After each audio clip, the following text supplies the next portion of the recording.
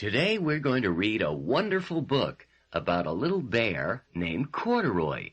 The story and the pictures are by Don Freeman. You can follow along in your book if you want to. Just turn the page whenever you hear this sound.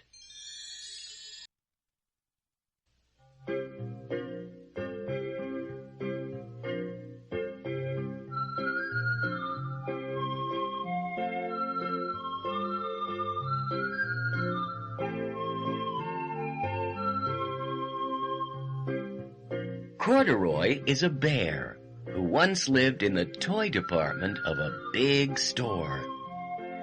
Day after day, he waited with all the other animals and dolls for somebody to come along and take him home. The store was always filled with shoppers buying all sorts of things, but no one ever seemed to want a small bear in green overalls. Then one morning, a little girl stopped and looked straight into Corduroy's bright eyes. "Oh, Mommy," she said, "look! There's the very bear I've always wanted." "Not today, dear," her mother sighed. "I've spent too much already. Besides, he doesn't look new. He's lost the button to one of his shoulder straps." Corduroy watched them sadly as they walked away. "I didn't know I'd lost a button," he said to himself. "Tonight I'll go and see if I can find it."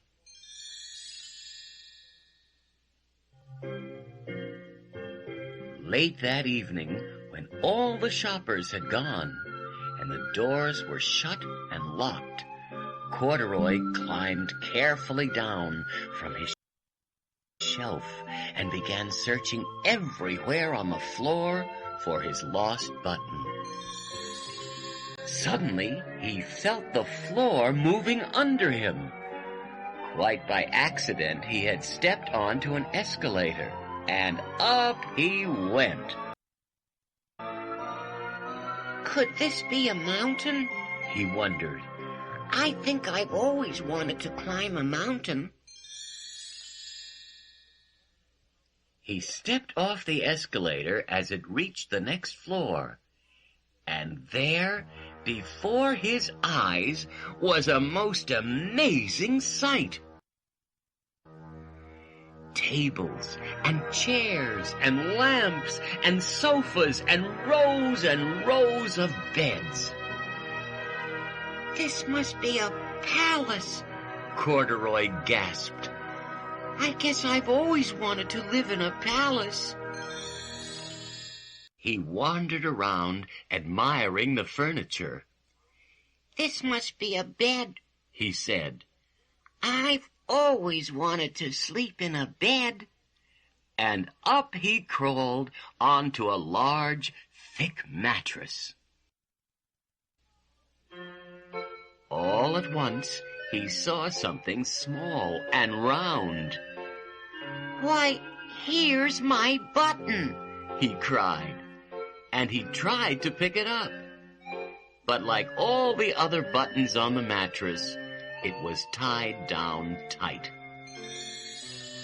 He yanked and pulled with both paws until, pop! Off came the button, and off the mattress Corduroy toppled. Bang! Into a tall floor lamp. Over it fell with a crash. Corduroy didn't know it, but there was someone else awake in the store. The night watchman was going his rounds on the floor above. When he heard the crash, he came dashing down the escalator. "Now who in the world did that?" he exclaimed. "Somebody must be hiding around here." He flashed his light under and over sofas and beds until he came to the biggest bed of all. there he saw two fuzzy brown ears sticking up from under the cover. "Hello," he said.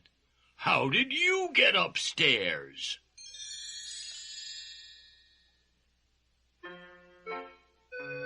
The watchman tucked Corduroy under his arm and carried him down the escalator and set him on the shelf in the toy department with the other animals and dolls.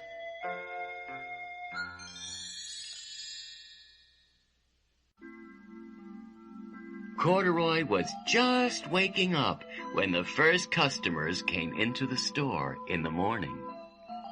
And there, looking at him with a wide, warm smile, was the same little girl he'd seen only the day before. "I'm Lisa," she said, "and you're going to be my very own bear. Last night, I counted what I've saved in my piggy bank, and my mother said I could bring you home." "Shall I put him in a box for you?" the saleslady asked. "Oh, no, thank you," Lisa answered, and she carried Corduroy home in her arms. She ran all the way up 4 flights of stairs into her family's apartment and straight to her own room. Corduroy blinked. There was a chair and a chest of drawers, and alongside a girl-sized bed stood a little bed, just the right size for him. The room was small, nothing like that enormous palace in the department store. "This must be home," he said. "I know I've always wanted a home." Lisa sat down with Corduroy on her lap and began to sew a button on his overalls. "I like you the way you are," she said, "but you'll be more comfortable with your shoulder strap fastened." "You must be a friend," said Corduroy. "I've always wanted a friend." "Me too," said Lisa, and gave him a big hug.